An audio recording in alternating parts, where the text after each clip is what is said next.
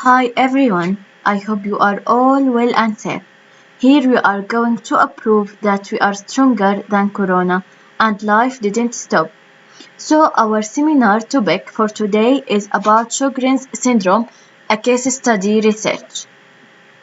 The journal we took our article from is Journal of International Oral Health in India, talking about dentistry and its coverage from 2016 till now. Sjögren's syndrome, as all we know, is a chronic systemic autoimmune disease characterized by lymphocytic infiltration of exocrine glands, such as salivary and lacrimal glands. Sjögren's syndrome may occur in two forms: primary and secondary Sjögren's syndrome. Secondary syndrome means that is associated with another autoimmune disease, usually rheumatoid arthritis. Many criteria were found for diagnosis of this syndrome, but most widely accepted are American and Europe classification criteria. The classification requires 4 of the 6 criteria, one of which must be positive biopsy of minor salivary gland or antibody test. These criteria, which are ocular symptoms and oral symptoms, ocular and oral signs, histopathology, and autoantibodies.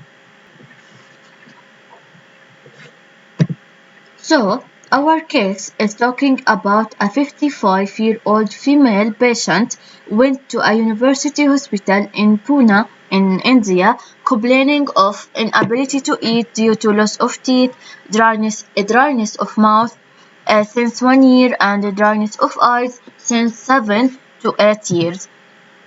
Extraoral examination show parotid gland swelling on the right side and also on the left side.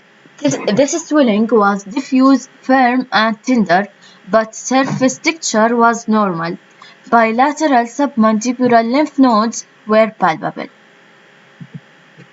Intraoral examination show upper and lower well-formed edentulous alveolar ridge, but there was depapillation present in the anterior two-thirds and lateral border of the tongue, and also pus discharge was coming through parotid duct in the left side.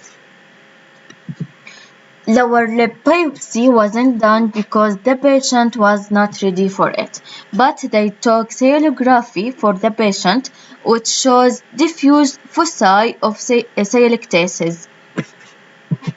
Also, shimmer test and rose pingle dye or staining test were positive in this patient. This picture is from internet to show us what shimmer test and rose pingle test. Okay. Also, serum immunoglobulin anti-SSA factor was positive in this patient.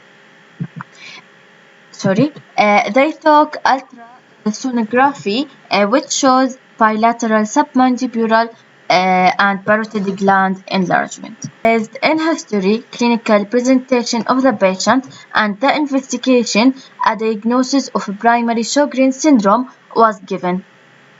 So, now the treatment of this syndrome depends on the extent and severity of clinical manifestation.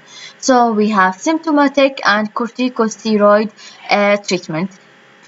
Symptomatic treatment includes artificial tears and salivary substitutes to relieve symptoms and prevent infectious complications, such as caries and periodontal disease.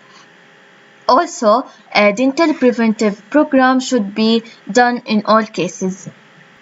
Corticosteroid treatment should be reserved for all cases showing evidence of organ damage or severe clinical symptoms.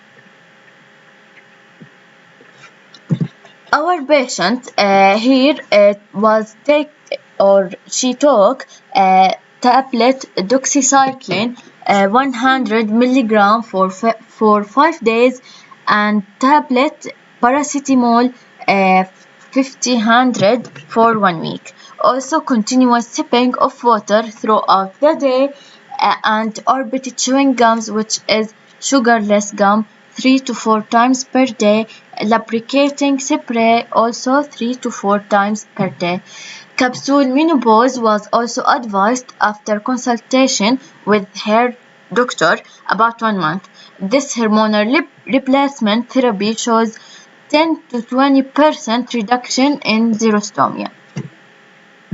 And that's it. Here is the link of our article. Stay home, stay safe, and thank you.